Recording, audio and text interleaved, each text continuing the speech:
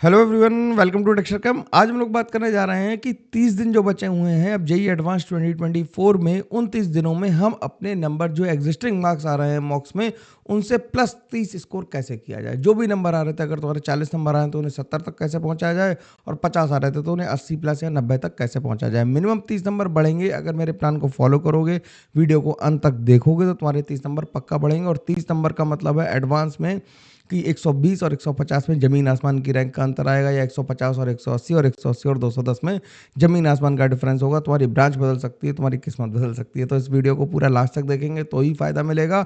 ज़्यादा अगर जल्दी हो तो 2x पे देख लो यार, कोई दिक्कत नहीं, लेकिन देख पूरा लो और लोगों को बताओ भी, ठीक है। तो एडवांस में ऐसा क्या होगा कि हम लोग 30 दिन में नंबर अपने कैसे बढ़ाएंगे, इसके बारे में डिस्कशन करते हैं। तो सबसे पहले इस बात को समझते हैं कि एडवांस करता क्या है। एडवांस हमेशा एग्जिस्टिंग टॉपिक से नए क्वेश्चन बनाने के लिए देखता रहता है, ठीक।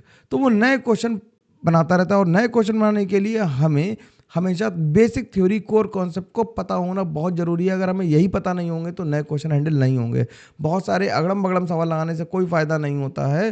केवल जो कोर कॉन्सेप्ट है, जहां से हमेशा हर बार लगभग सवाल आ रहा है, मैंने पूरी एनालिसिस की है पिछले 20 साल की, और तुम्हें बता रहा हूं कि कौन से टॉपिक जरूरी हैं जो अच्छे से करने चाहिए तुम्हें, ठीक है। तो हम लोगों ने क्या किया है, हम लोगों ने चैप्टर के नाम लिखे हैं और सब टॉपिक्स के नाम लिखे हैं। एक एक करके सबको डिस्कस करेंगे और बताएंगे तुम्हें क्या करना है।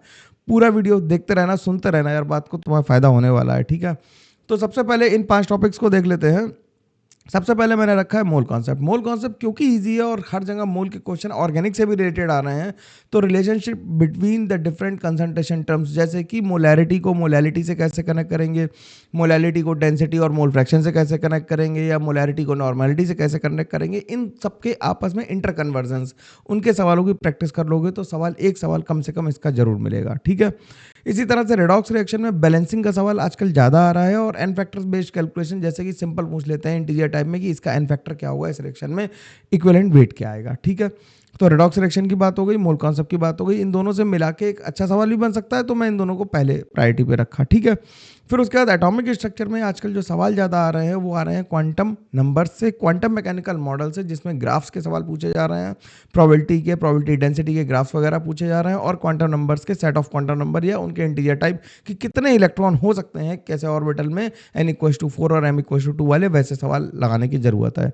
और जो दूसरा क्राइटेरिया इसमें आता है वो आता है हाइड्रोजन एटम स्पेक्ट्रम से, लाइमन बामर सीरीज। और हाइड्रोजन एटम के जब स्पेक्ट्रम की बात कर रहा हूँ तो हाइड्रोजन एटम के बारे में तो बेसिक बेसिक इन्फॉर्मेशन सारी अगर है, फॉर्मूले भी याद हैं, तब भी सवाल लगाया जा सकता है।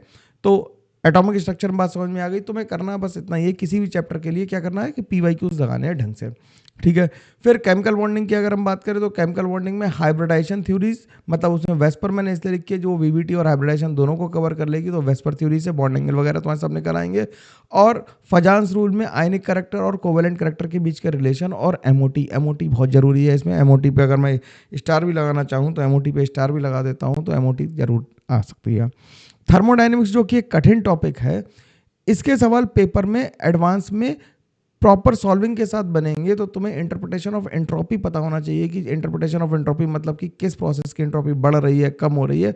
उसका फिजिकल अगर तुम्हें बहुत डिटेल में नहीं पता है तो, लेकिन तुम्हें थ्योरेटिकल इन्फॉर्मेशन मिलनी चाहिए कि एंट्रोपी कैसी होती है, कैसे बिहेव करती है, और वर्क कैलकुलेशन हर प्रोसेस में, adiabatic, isothermal, isochoric, isobaric, reversible और इरिवर्सिबल में अगर तुमने ये कर लिए तो तुम्हारा काम थर्मोडायनेमिक्स में चल जाएगा। और थर्मोकेमिस्ट्री इसके साथ प्लस एक टॉपिक और लिख सकते हो जो तुम्हें करना है, थर्मोकेमिस्ट्री। थर्मोकेमिस्ट्री में क्वेश्चंस जरूर देख लेना थर्मोकेमिस्ट्री के, क्योंकि सिंपल होते हैं, उसमें ज़्यादा तकलीफ आएगी नहीं, तो थर्मोकेमिस्ट्री भी कर सकते हो, ठीक है ना।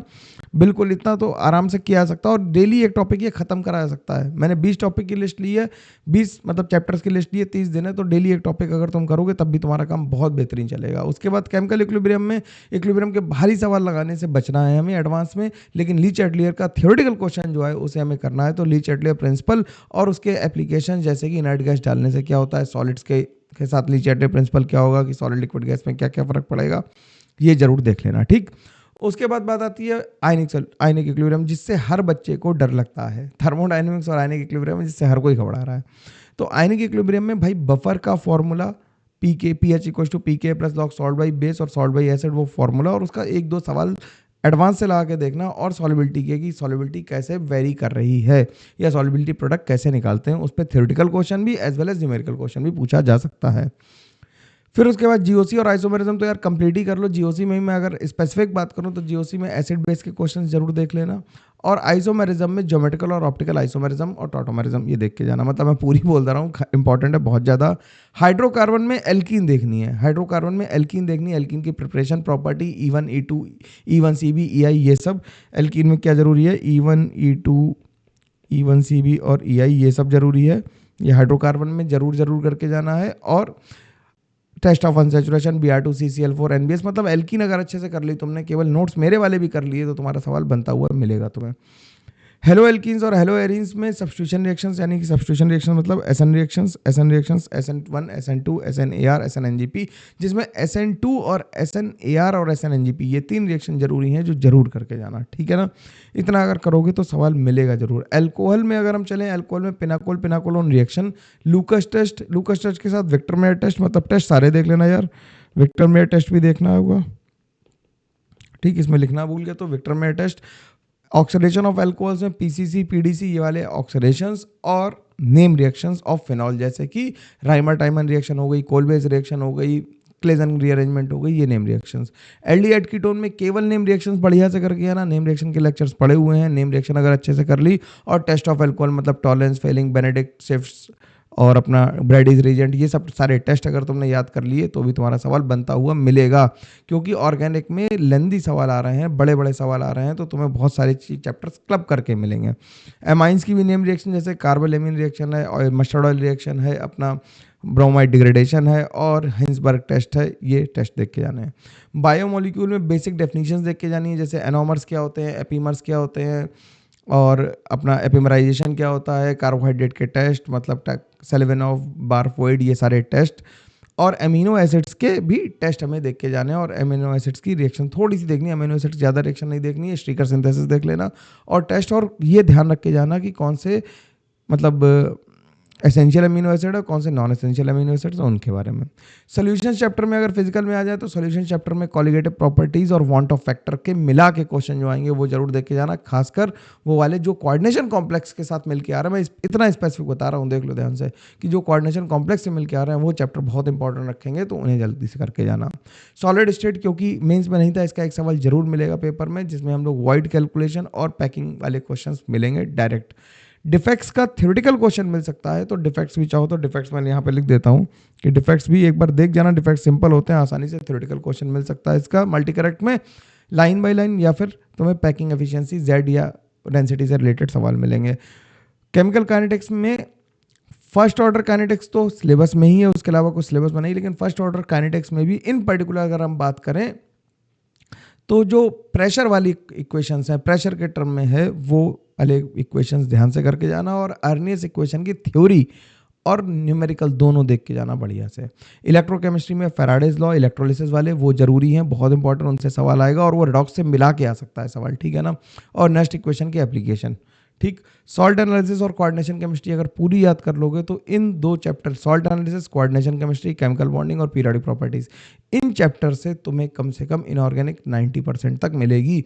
जिन चैप्टर्स के लिए तुम ज़्यादा परेशान हो गए, डी एंड एफ क्या होगा सर, आपने बिल्कुल भी वो बताया नहीं हम लोगों को, पी ब्लॉक का क्या होगा, एस ब्लॉक का क्या होगा, उससे बहुत सारे सवाल नहीं बनने वाले हैं। इन 5 चैप्टर से ज़्यादा सवाल बनेंगे, इनऑर्गेनिक बढ़िया से कर लोगे तो बहुत आराम मिलेगा, और बहुत सारे नंबर, 30 नंबर मतलब तुम करके देखो ना, ये चैप्टर डे बाई डे करो, तो तुम ये समझ लो कि आज जैसे हम लोग 22 तारीख को मिल रहे हैं, 22 से लेके तुम 2 तारीख तक ये करो, 10-12 चैप्टर तैयार करो, देखो तुम्हारे नंबर 20-22 नंबर बढ़े कि नहीं बढ़े। तुम खुद कहोगे बढ़ गए सर, कुछ ज़्यादा प्रूफ, मतलब हाथ कंगन को आरसी क्या है ना, वही कहता कहावत है ये, तो वो देख लो, अगर उतना हो रहा है तो तुम्हारा फायदा मिलेगा जरूर, ठीक।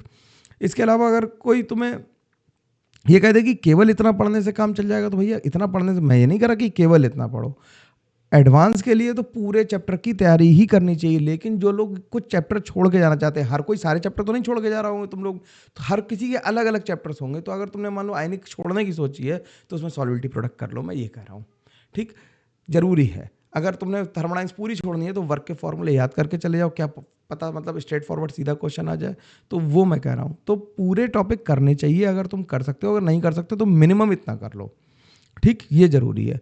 कोई भी कंसेप्चुअल डाउट आए तो अपनी अध्याय और निश्चय की प्लेलिस्ट है, वहाँ से ऑर्गेनिक, इनऑर्गेनिक और फिजिकल तीनों की प्लेलिस्ट है, वहाँ से देख सकते हो, आराम से पढ़ सकते हो। कोई भी दिक्कत हो तो डाउट भी वहाँ पे पोस्ट कर सकते हो, मैं आंसर भी कर दूंगा। इसके अलावा अगर तुम्हें कुछ एडवांस क्वेश्चंस और चाहिए, तुम प्रैक्टिस करना चाहते हो, तो अपना ये कोर्स चल रहा है, उसे भी देख सकते हो। और ज्वाइन करना चाहो तो ज्वाइन कर लो, तुम्हारी मर्जी है, मैं मतलब इसमें कह नहीं रहा। जहाँ कर रहे हो वो ठीक कर रहे हो, लेकिन अच्छे से करते रहोगे तो हम लोग वहाँ जाना, जहाँ जाना चाहिए हमें, हम वहीं जाएंगे और आईआईटी की सीट लेकर आएंगे। आईआईटी कोई रॉकेट चलाने वाले लोग नहीं लाते जिनके 4 हाथ हैं, 2 ही हाथ पैर वाले लाते हैं। और ध्यान रखना, लड़ाई बड़ी है तो मेहनत भी बड़ी लगेगी। अच्छे से पढ़ाई करते रहो, जरूर सेलेक्ट होंगे और सीट लेके रहेंगे। ऑल द बेस्ट, सबको बढ़िया से पढ़ाई करो। फिर हम लोग मिलेंगे। कोई अगर तुम्हें लगता है कि कोई और बात पे डिस्कशन करना है तो कमेंट करो, उस पर भी तुम्हारे लिए वीडियो लेके आएंगे। और लाइक शेयर सब्सक्राइब करते रहना है, लोगों को बताते रहना है कि डेक्स्टर कैम क्या है। ठीक है, चलो मिलते हैं हम लोग, तब तक के लिए thank you very much, take care, bye bye.